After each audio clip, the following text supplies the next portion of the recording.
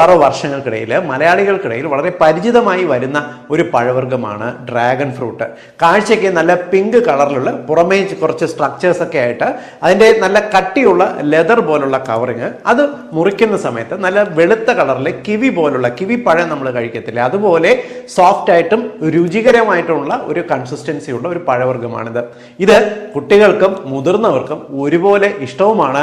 അത്യാവശ്യം ഒരെണ്ണം കഴിച്ചാൽ തന്നെ വയറ് നിറയുകയും ചെയ്യും. വില ഒരല്പം കൂടുകയുമാണ്. ഒരെണ്ണത്തിന് തന്നെ ഏകദേശം ഒരു 75 മുതൽ 100 രൂപ വരെ ഒരെണ്ണത്തിന് തന്നെ വിലയുണ്ട്. ഒരെണ്ണത്തിന് ഏകദേശം 300 മുതൽ 500 ഗ്രാം വരെ ഭാരവും പലപ്പോഴും വരാറുണ്ട്. ഈ പഴത്തിൻ്റെ ഗുണം, ഡ്രാഗൺ ഫ്രൂട്ടിൻ്റെ ഗുണങ്ങൾ എന്തെല്ലാമെന്നും ഇത് നമ്മൾ എപ്പോഴാണ് കഴിക്കേണ്ടതെന്ന് ഞാൻ വിശദീകരിക്കാം.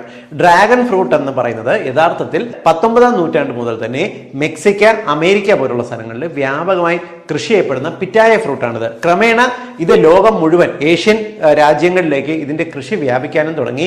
ചൈനയിലെല്ലാം ഇതിൻ്റെ കൃഷി വന്നതിന് ശേഷമാണ് ഏകദേശം 1963 ഇതിന് ഈ പിറ്റായ ഫ്രൂട്ടിന് ഡ്രാഗൺ ഫ്രൂട്ട് എന്ന് വിളിക്കാൻ തുടങ്ങിയത്.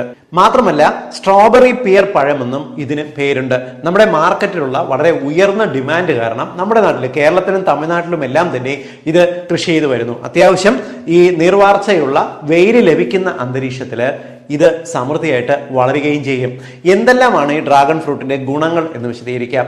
ഏറ്റവും ഉയർന്ന തോതിൽ vitamin A, vitamin C, calcium, magnesium എന്നിവയുടെ ഒരു കലവറ തന്നെയാണ് ഈ ഡ്രാഗൺ ഫ്രൂട്ട് എന്ന് പറയുന്നത്. മാത്രമല്ല ഇതിനകത്ത് ഉയർന്ന അളവിൽ നമ്മുടെ ശരീരത്തിന് വേണ്ട ആന്റി ഓക്സിഡൻസും അടങ്ങിയിട്ടുണ്ട്. ഫ്ലാവനോയിഡ്സ്, ബീറ്റാ സൈനിൻ, ഫിനോലിക് ആസിഡ് പോലുള്ള ആന്റി ഓക്സിഡന്റുകളുടെ ഒരു കലവറ തന്നെയാണിത്. ഇതിന്റെ ഗുണം എന്ന് പറയുന്നത് ഒന്നാമത്തത് ആന്റി ഏജിങ് പ്രോപ്പർട്ടിയാണ്. അതായത് നമ്മുടെ സ്കിന്നിനെ തിളക്കം നിലനിർത്തുന്നതിനും നമ്മുടെ സ്കിന്നിന്റെ ചുളിവുകൾ കുറയ്ക്കുന്നതിനും ഇതിനകത്തുള്ള ഈ ആന്റി ഓക്സിഡൻസിന് കഴിവുണ്ട്. മാത്രമല്ല നമ്മുടെ ശരീരത്തിലുണ്ടാകുന്ന ഒരു ക്രോണിക് ഇൻഫ്ലമേഷനെ, നിങ്ങൾക്കറിയാം നമ്മുടെ ശരീരത്തിൽ ഈവൻ നമുക്ക് വളരെ പെട്ടെന്ന് ജരാനരകൾ ബാധിക്കുന്നതും നമ്മുടെ ശരീരത്തിൽ ക്രമേണ ചില ക്രോണിക് ഈ രോഗങ്ങൾ വർദ്ധിക്കുന്നതിനും കാരണം ഇൻഫ്ലമേഷൻസ് ആണ്.